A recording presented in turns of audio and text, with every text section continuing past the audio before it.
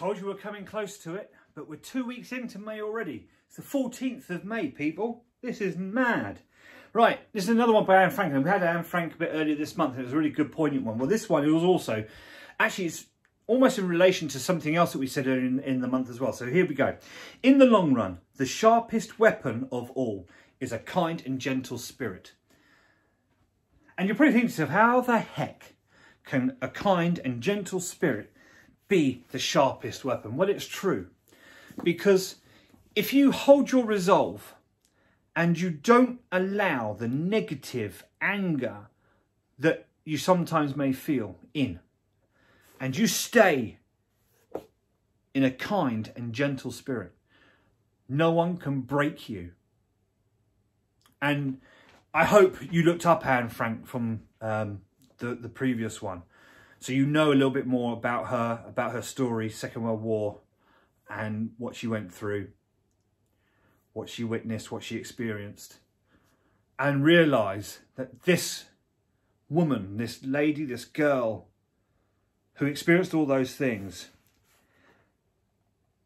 can still turn around and say, on reflection of life, of her life and everything that she witnessed, the sharpest weapon of all is a kind and gentle spirit.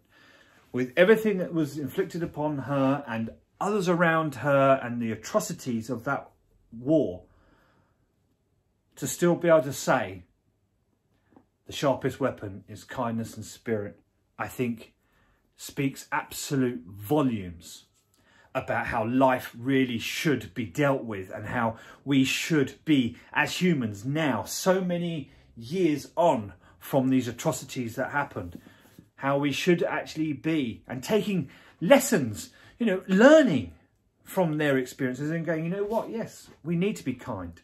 We need to have a gentle spirit. We need to be able to support other people. We need to be able to love others unconditionally, no matter what they're going through. And yes, it takes time, but one by one, we can become better people. But not only are we becoming better people, but those that we help and support will become better people.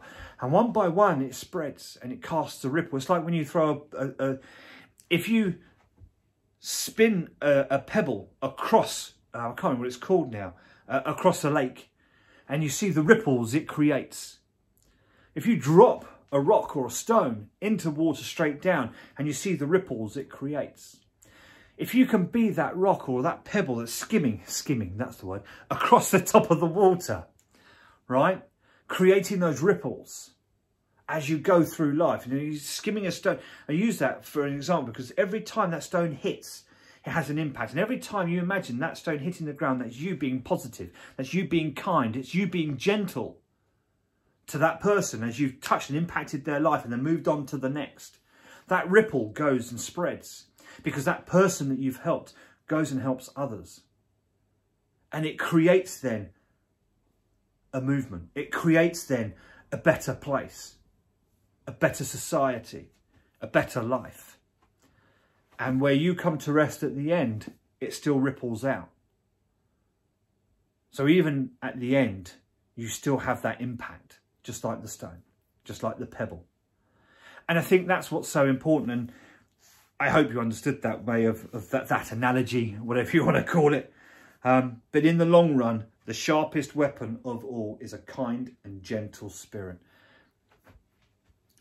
Again, like yesterday, you attract what you are, not what you want. So if you're kind, if you're gentle, you will attract others that are kind and gentle, and you will spread that further out. So, Anne Frank, God bless you, love. In the long run, the sharpest weapon of all is a kind and gentle spirit. And so true it really is. Go make today count and go and watch your ripples and see how much of an impact you can have in a positive way.